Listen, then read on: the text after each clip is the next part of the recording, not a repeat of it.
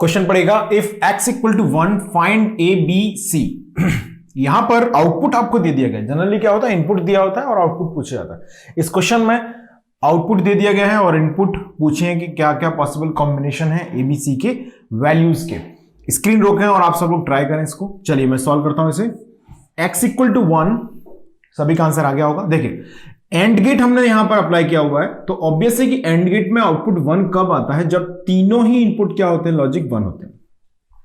And gate having only one possibility where all three inputs are at logic 1, then only output 1 will obtain. यानी कि output 1 आने की एक ही condition है, जब तीनों इनपुट्स क्या हो, A B C equal to 1 हो। मतलब यहां से ये तो श्योर हो गया कि सी की वैल्यू 1 है।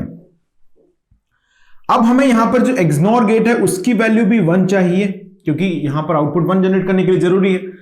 अब एक्सनॉर गेट के बारे में आपको पता है कि इसके दोनों इनपुट्स की वैल्यू जब इक्वल होती है तभी ये वैल्यू 1 आता है, और सी की वैल्यू हमने डिफाइन कर ली है 1, तो b also must be equal to 1। b की वैल्यू 1 हो गई। यहां पर हमको इसका आउटपुट भी 1 चाहिए, दैट इज नेसेसरी, तभी ना x इक्वल टू 1 आएगा। और एक्सॉर गेट में आपको पता है if a is not equal to b then only output is 1, so a is equal to 0। यानी कि a equal to 0, b equal to 1 and c equal to 1 is the set of value which is required here for obtaining x equal to 1। Clear है सभी को? चलिए अब हम बात करते हैं नेक्स्ट क्वेश्चन की। Let's see, this question was asked in GATE 2014 पेपर। सो आप लोग एक बार ट्राई करना चाहिए आप सबको इस क्वेश्चन को। पहले इसको स्क्रीन को रोक दें और पढ़ लें उस क्वेश्चन को ध्यान से और ट्राई करें। मैं पढ़ता हूं क्वेश्चन को। The output f in the digital logic circuit shown in the figure is, ये इसके ऑप्शंस मैंने नहीं लिखे हैं, तो ये आपको ये सर्किट दिया गया है और उसका आउटपुट कैपिटल F आपसे पूछा गया है। चलिए मैं सॉल्व करता हूं इसे अब। तो इनके जो टर्मिनल्स हैं उनको कुछ वैल्यूज हम, जैसे मान लीजिए मैंने यहां पर जो आउटपुट ऑब्टेन हो रहा है उसे मैंने मान लिया है P, मान सकता हूं मैं, है ना। तो P की वैल्यू क्या हो जाएगी जरा बताओ। P इज इक्वल टू यहां पर क्या आ जाएगा, P इज इक्वल टू आएगा X एक्सॉर Y। ये आ गई P की वैल्यू। P इक्वल टू क्या आ गया, X XOR Y।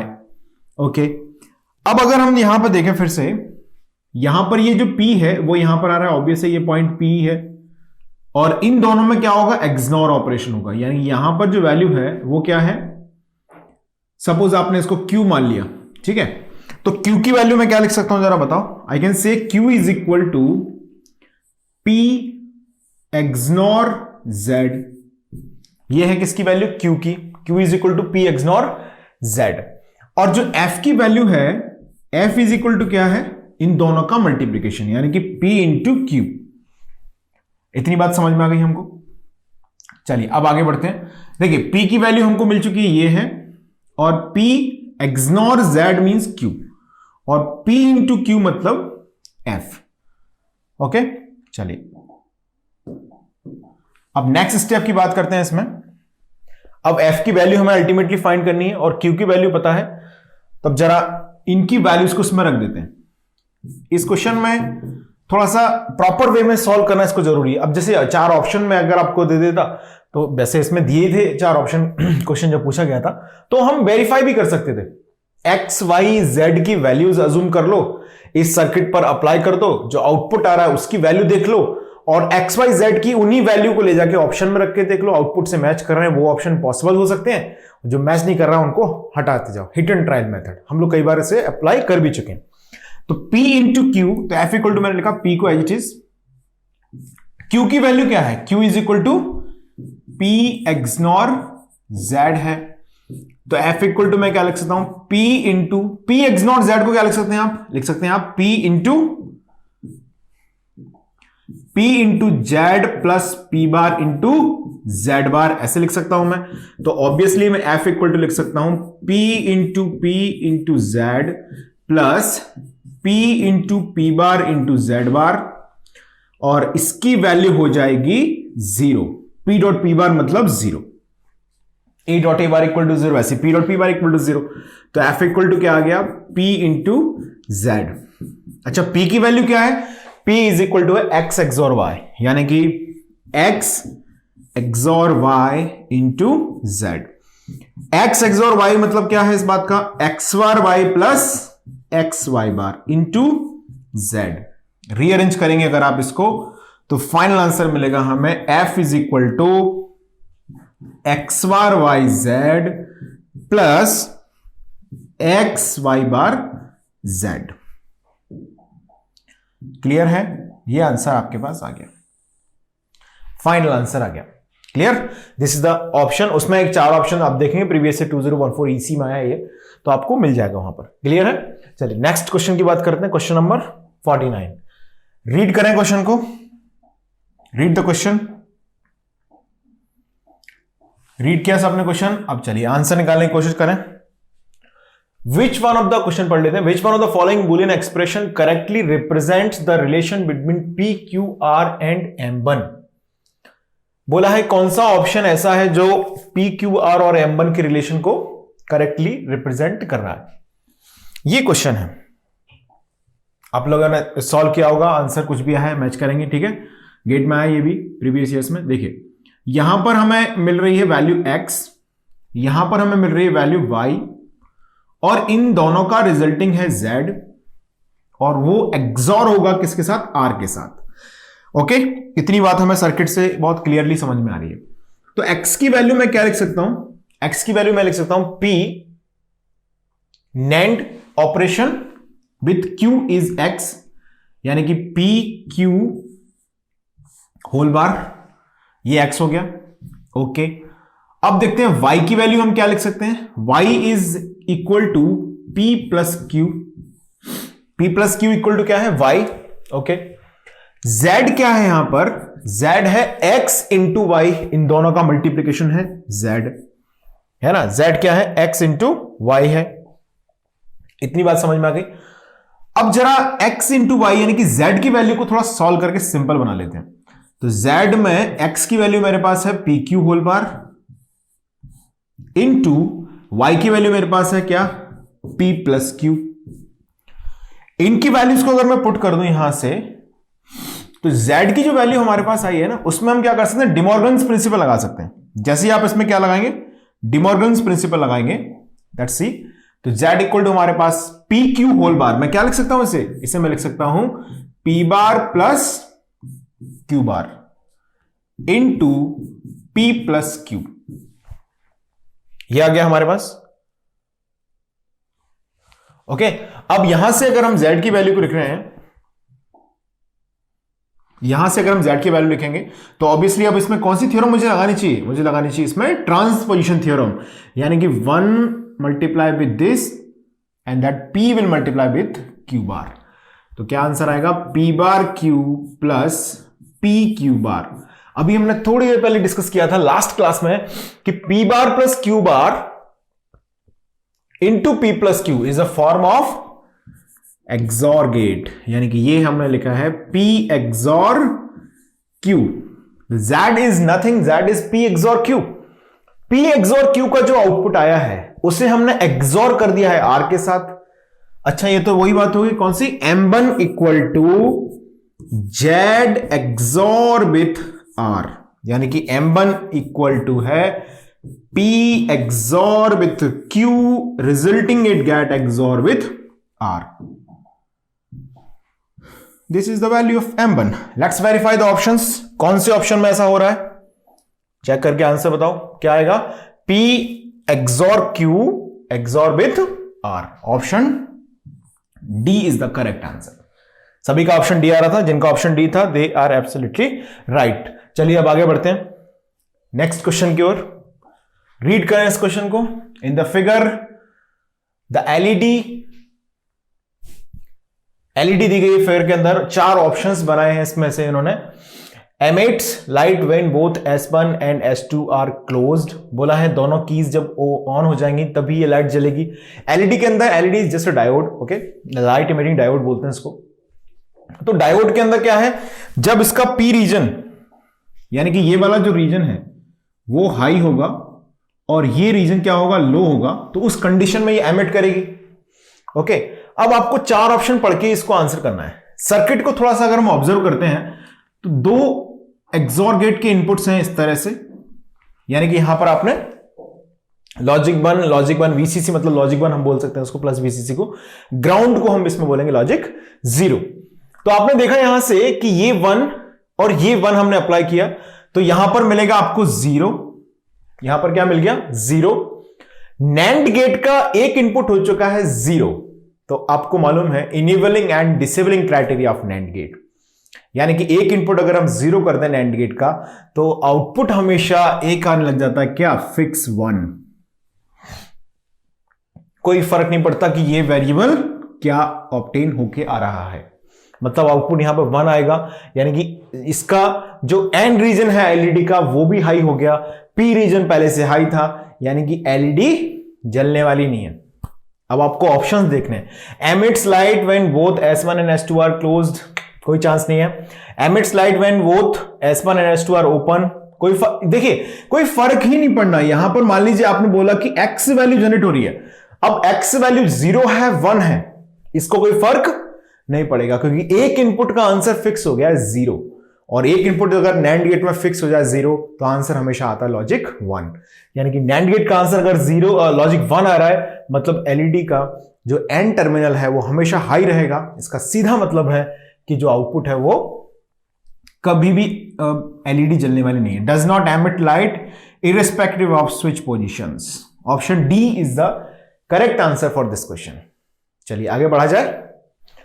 Okay, next question की चर्चा करते हैं, लेट्स गो। पढ़िए क्वेश्चन ध्यान से। In the circuit shown in the figure, if C is equal to 0, the expression for Y is. C की वैल्यू को इन्होंने बोला है कि 0 मान लेते हैं C की वैल्यू को 0। आप क्वेश्चन को रीड कर लें एक बार और स्क्रीन को रोक दें अभी के अभी, और सब लोग इसको ट्राई जरूर करें। मैं इसे सॉल्व कर रहा हूं, आप लोग भी ट्राई करेंगे। चलिए देखिए, C इज इक्वल टू 0 हमें दिया है। अब ऑब्वियस है इसके इन्वर्टर से इसी पास होगा तो यहां पे क्या हो जाएगा 1 हो जाएगा, ये बहुत बढ़िया, यानी यहां पर एक टर्मिनल इनपुट मिल गया 1 हमको। अब ये जो C है वो यहां से आ रहा है 0, और यहां पर क्या जनरेट होगा, A एंड B का यहां पर क्या जनरेट होगा, यहां पर जा रहा है C इक्वल टू 0, और यहां पर जनरेट होगा इस नोड को, सपोज आपने कुछ भी मान लिया, इससे मान लिया हमने Z, ठीक है। तो Z की वैल्यू क्या मिल रही है हमको, Z की वैल्यू यहां पर मिलेगी हमें, that is A plus B whole bar, ठीक है। अब आप यहां पर जो वैल्यू आ रही है Z जब कंबाइंड होगा C के साथ, तो यहां पर सपोज कुछ भी बोल दिया आपने, ऐसे बोल दिया W, ओके। तो W की वैल्यू क्या मिल रही है हमको, W is simply the OR operation of C plus Z is W। अब W के बाद आपने यहां पर जो वैल्यू आ रही है इसे हमने बोल दिया सपोज X, यहां पर जो वैल्यू आ रही है इसे मैंने क्या बोल दिया, X बोल दिया। तो X की जो वैल्यू है वो क्या है, जरा बताओ, सर्किट देख के बताओ X की वैल्यू क्या है। X इज इक्वल टू है यहां पर W और विथ AB, यानी कि इसका जो आउटपुट यहां पे जनरेट हुआ है ये, this is and operation of A and B, तो W, तो X क्या हो गया, W प्लस AB, X हो गया W प्लस AB, ये आ गया। अब हमें सॉल्व करना है इस 1 और X का NAND ऑपरेशन। तो पहले हमारे पास ये नोटेशंस आ चुके हैं, ओके, तो इनको पहले रियलाइज कर लेते हैं सिंपलेस्ट पॉसिबल फॉर्म में। सबसे पहले आपने नोटिस किया A plus B whole bar की वैल्यू, यानी कि जो कि Z है। अब हम इसमें पुट कर देंगे W के साथ इसको, तो W की नई वैल्यू आएगी हमारे पास। C की वैल्यू कितनी थी, 0 plus this A plus B whole bar, 0 plus A plus B whole bar. तो W equal to what, W equal to this A plus B whole bar, या मैं इसे ऐसे बोलूं A बार B बार, एक ही बात है, ठीक है। W की वैल्यू मिल गई। अब हम लिख रहे हैं X की वैल्यू, तो X is equal to what, W यानी कि A bar B bar plus AB। अच्छा, ये देखते थे हमारे दिमाग में एक चीज क्लिक करना चाहिए, क्या, this is nothing, this is A XNOR B। तो X की वैल्यू हमको क्या मिल चुकी है अभी तक, X इज इक्वल टू मिल गया है A XNOR B, ये आ गया A XNOR B, X की वैल्यू, ओके। अब 1 और x इन दोनों का NAND ऑपरेशन है y। यानी कि कहानी क्या है कि हमें निकालनी है y की वैल्यू। y की वैल्यू क्या है यहां पर देखो जरा, y की वैल्यू क्या है, y is equal to NAND operation of this x and 1, x into 1 that is y। तो यहां से एंड कॉम्प्लीमेंट है ना, तो y इक्वल टू कितना आ जाएगा, complement of a XNOR b dot 1। Dot 1 से कोई फर्क पड़ेगा नहीं, तो y की वैल्यू आ जाएगी a एक्सॉर b, जिसका सिंपल मतलब है y इक्वल टू आएगा a bar b plus A B bar. यानी कि कौन सा ऑप्शन सही है इसमें, option A is the correct answer. Okay, आगे बढ़ा जाए इसमें, let's go now, let's read the next question. ध्यान से पढ़ें क्वेश्चन को। The output y in the circuit shown is always 1 when, पूछा गया है आउटपुट y कब 1 होगा। क्लियर है क्वेश्चन, ये क्वेश्चन है। अब इसमें पॉसिबिलिटीज दे दी हैं इन्होंने, तो उससे पहले हम क्या कर लेते हैं, इसको थोड़ा सा सॉल्व कर लेते हैं, जो भी हमें इनपुट्स दिए गए हैं उनको। यहां पे देखें तो पहले वाला, यहां पर सपोज आपने देखा कुछ भी आया है यहां से, तो इसकी वैल्यू कितनी आ रही है, पी क्यू कॉम्प्लीमेंट आ रहा है यहां पर। ओके, और यहां पर क्या आ रहा है हमारे पास, यहां से ये क्यू गया, यहां से आर गया, तो यहां पर आ रहा है क्यू आर कॉम्प्लीमेंट। यहां पर एक आर जा रहा है, यहां पर एस जा रहा है, तो यहां पर पी जा रहा है, तो यहां पर क्या जनरेट हो रहा है, पी आर कॉम्प्लीमेंट। ये इन टर्मिनल्स के आउटपुट मिल गए हमको। इन दोनों को कंबाइंड करके NAND ऑपरेशन, सपोज मैं इसको नाम दे देता हूं W, तो जो W की वैल्यू आ रही है वो क्या आ रही है, W इक्वल टू हम लिख सकते हैं यहां से, W इज इक्वल टू इन दोनों का NAND ऑपरेशन, किसका, P Q bar Q are bar का। यानी कैसे लिखेंगे, P Q bar into Q are bar whole bar, that is W आ गया। अब इस W को हमने यहां से पास कराया, तो यहां पर क्या आएगा जरा बताओ आगे। ये बन गया है बेसिकली, दोनों टर्मिनल्स को हमने शॉर्ट किया है NAND गेट में, तो ये बन गया है नॉट गेट बन गया है ना। NAND गेट के दोनों टर्मिनल्स को अगर हम शॉर्ट कर दें तो क्या बन जाएगा, a dot B whole bar, तो a dot A whole bar मतलब a बार, तो ये बन जाएगा W बार। यहां से आ रहा है पी आर बार और ये आ गया W बार, तो W बार इक्वल टू कितना हो जाएगा, the value of W bar equal to आएगा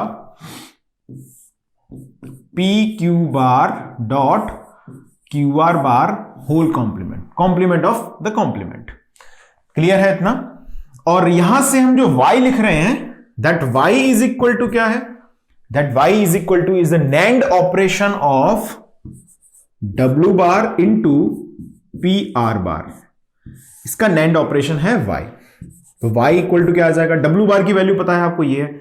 अब कॉम्प्लीमेंट ऑफ कॉम्प्लीमेंट मतलब यही बच जाएगा, सिर्फ क्या बचेगा, whole complement of P Q bar dot Q R bar dot P R bar, ये बच गया हमारे पास फाइनली y की वैल्यू। अब इसमें डिमॉर्गन्स प्रिंसिपल लगा देंगे हम, तो ये बचेगा p Q bar dot Q R bar dot plus plus आ जाएगा प्लस पी आर बार, ये कॉम्प्लीमेंट हट जाएगा ऑब्वियसली। ओके, अब जैसे आप इसको एक स्टेप और सॉल्व करते हैं तो यहां से y की वैल्यू हमको मिल जाएगी। इसमें फिर से डिमॉर्गन्स प्रिंसिपल लगा दीजिए आप, तो कॉम्प्लीमेंट ऑफ कॉम्प्लीमेंट जनरेट होगा इस तरह से। यहां पर मल्टीप्लीकेशन एडिशन बन जाएगा ये, है ना, और यहां पर आ जाएगा प्लस में पी आर, तो y इक्वल टू मिल जाएगा आपको P Q plus Q R plus P R. This is the value of y, P Q plus Q R plus P R. अब पढ़ लेते हैं ऑप्शन को, क्या बोला है, 2 और more of the input P Q R are 0। क्या पूछा, आउटपुट y 1 कब होगा, 1 कब होगा बताओ जरा। अगर दो इनपुट, कोई भी दो इनपुट, चाहे पी क्यू, क्योंकि ये पेयर के फॉर्म में लिखे है ना, चाहे पी क्यू या क्यू आर को लॉजिक 1 अगर हम कर दें तो आउटपुट y हमेशा क्या आ जाएगा, 1 आ जाएगा। यानी कि कौन सा ऑप्शन सही है इसमें, अरे पहले ऑप्शन को देखो ना, 2 और मोर इनपुट्स अगर हमने 0 कर दिए, यानी कि p को 0 किया और q को 0 किया, तो आप देखोगे ये हमेशा 0 आएगा, तो ये पहला ऑप्शन गलत है। दूसरा ऑप्शन में क्या बोलना चाह रहे हैं, टू और मोर इनपुट्स आर 1, यानी कि p equal to 1, q equal to 1 करके देखो जरा, तो ये y इक्वल टू 1 आ जाएगा। तो ऑप्शन बी क्या है इसमें राइट आंसर है। अब आप इसमें थर्ड ऑप्शन देखें, any odd number of the input p q r is 0। Odd number मतलब p इक्वल टू आपने 0 लिया है ना, q इक्वल टू कुछ भी वैल्यू रखा, 1 रखा, r इक्वल टू 1 रखा, तो ऑड नंबर हो गया। तीनों में आपने तीनों को 0 कर दिया, p q r equal to 0, तो ये इसमें क्या आएगा, उस कंडीशन में लॉजिक 0 ही आएगा आउटपुट। ऑप्शन सी में आंसर कितना आएगा, 0 आएगा। लेकिन हमें कंडीशन किसकी निकालनी है, ऑलवेज लॉजिक 1 की निकालनी है। Any odd number of inputs are 1, नहीं, ऑड नंबर से काम नहीं चल पाएगा। क्लियर, एनी बोल रहा है ना, क्योंकि p इक्वल टू 1 और q equal to 0, r equal to 0 वाली कंडीशन इसमें मैच नहीं करेगी। ऑड में 3 तो कर जाएगा कि तीनों को 1 कर दें, लेकिन कोई एक को 1 किया तो ये कहानी गड़बड़ा जाएगी। क्लियर है, चलिए आगे बढ़ते हैं। चलिए यहां पे देखिए question number 53, the output of the combinational circuit given below is. ये सर्किट दिया गया है, लॉजिक गेट से इसे बनाया गया है और इसका आउटपुट आपसे पूछा गया है। तो एक मेथड तो क्या हो सकता है कि मैं यहां पर ए बी सी की वैल्यूज को अज्यूम करूं, ओके, और इस सर्किट पर अप्लाई कर दूं, आंसर y मिल जाएगा। मैं उससे भी करा दूंगा। पहले हम इसको एक बार मेथड से सॉल्व कर लेते हैं। इन एग्जाम डिपेंड करता है कि हम किस तरह से क्वेश्चन को सॉल्व कर रहे हैं, तो आप दोनों ही तरीके से एग्जाम में सॉल्व कर सकते हैं बिल्कुल इसको। चलिए तो स्क्रीन को रोक दें, जिन्होंने समझ लिया है इस क्वेश्चन को, स्क्रीन को रोकेंगे और ट्राई करेंगे। देखिए सबसे पहले हम यहां पे देख रहे हैं एंड गेट कनेक्टेड है। सबसे पहले क्या कनेक्टेड है यहां पर, एंड गेट। तो यहां पर आउटपुट आएगा आपका a b, a into b आ जाएगा आउटपुट यहां पर, ओके। अब यहां से जो ए इंटू बी है वो इधर जाएगा। अब इस ए इंटू बी को आप कुछ भी मान लें या फिर एज इट इज रखते हैं। चलिए ए इंटू बी यहां पर जाएगा, यहां पर b इधर है और c इधर है, तो यहां पर जाएगा b इंटू सी, b इंटू सी यहां पर जाएगा, और ये इसका एक्सॉरिंग होगा यहां पर। सपोज आपने बोल दिया कि ये जनरेट होगा w, ओके, और यहां पर हमारे पास आ रहा है कुछ भी आप बोल देते हैं, x बोल दीजिए, ठीक है। तो यहां से अगर हम इनके आउटपुट्स को लिखते जाएं, so the value of x is what, x is equal to आएगा a B c, x equal to आ गया ए बी सी, ये c इनपुट यहां से मिल गया ए बी के साथ, तो आउटपुट बन गया x, ओके। अब यहां से ए बी इनपुट यहां पे जा रहा है और बी सी इनपुट ये है, तो जो w है हमारा, that is what, w is the A B XOR B C, ये w है। और जो y है, y क्या है फाइनली, y इज इक्वल टू है, y इज इक्वल टू है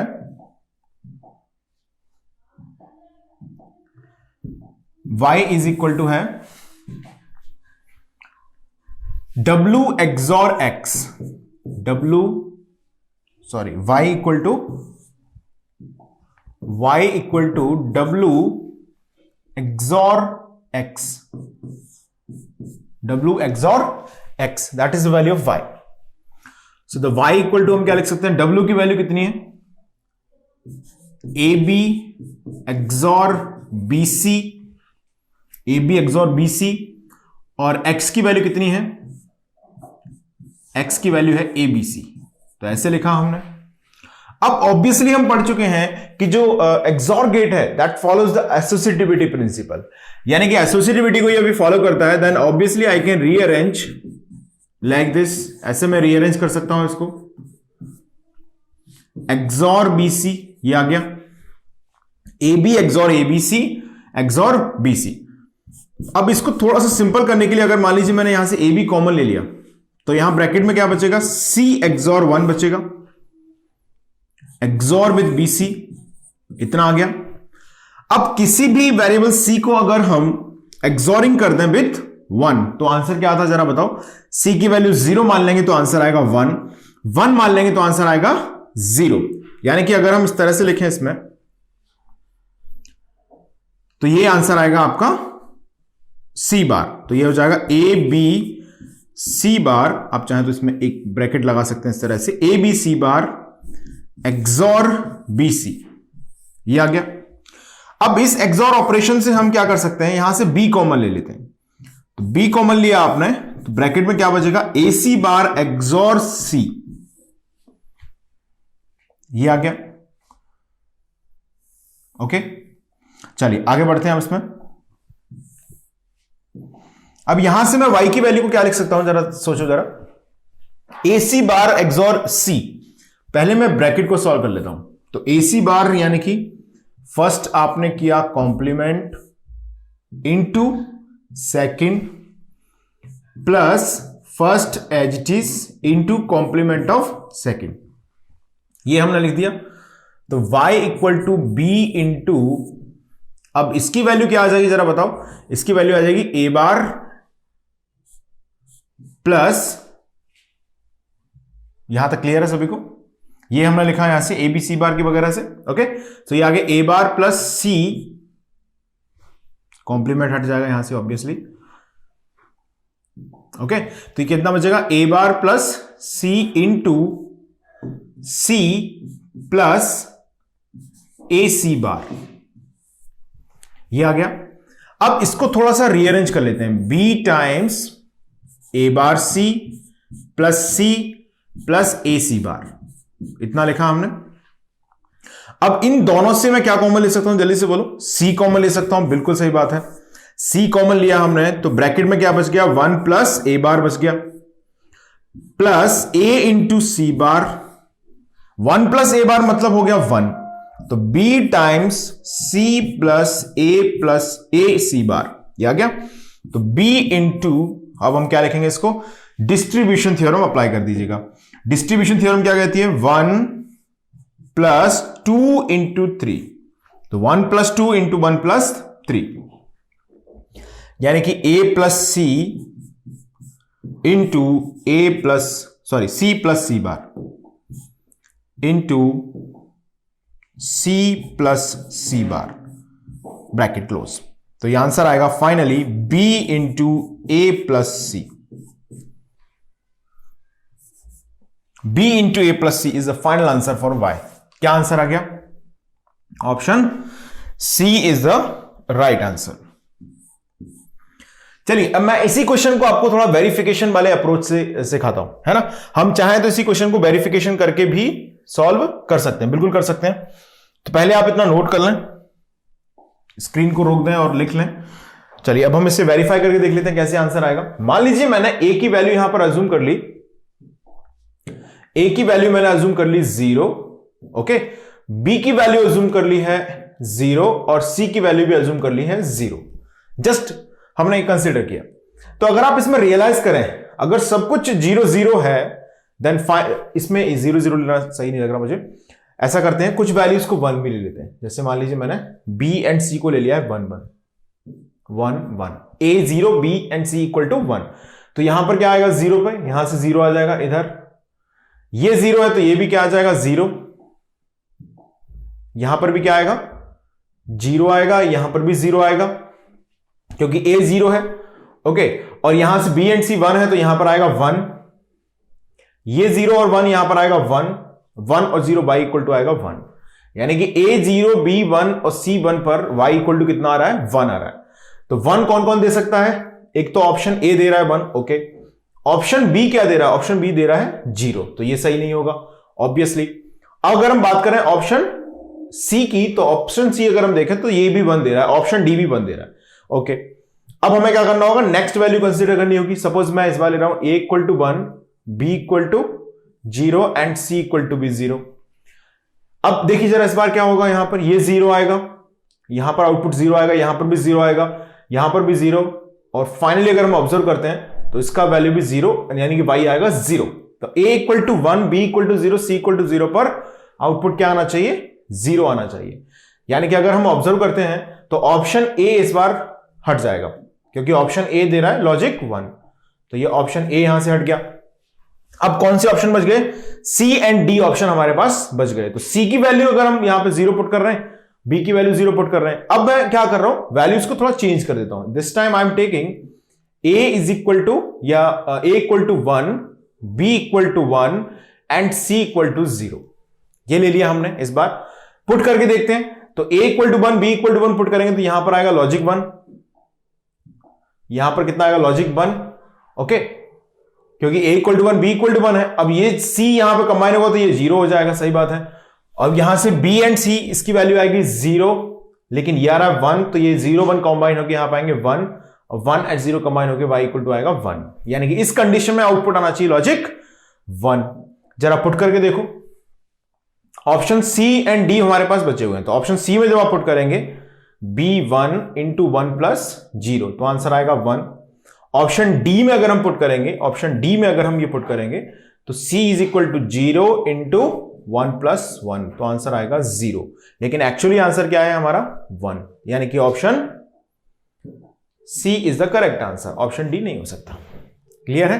तो verification approach is always applicable है बुलियन अलजेब्रा में, स्पेशली लॉजिक गेट्स में भी हम इसे लगा सकते हैं, लेकिन हमें ये डिसाइड करना चाहिए कि किस क्वेश्चन में इसे लगाना है, किस में नहीं लगाना है। डिपेंड्स की डेटा किस तरह से, जैसे इस क्वेश्चन में हम या तो मेथड से सॉल्व कर लेते तो वो भी सॉल्व हो ही गया, मेथड से भी सॉल्व हो गया ये क्वेश्चन, है ना, ये लिखा हुआ है। मेथड से नहीं करते तो आप इसे वेरीफाई भी कर सकते थे, देयर इज नो इश्यू।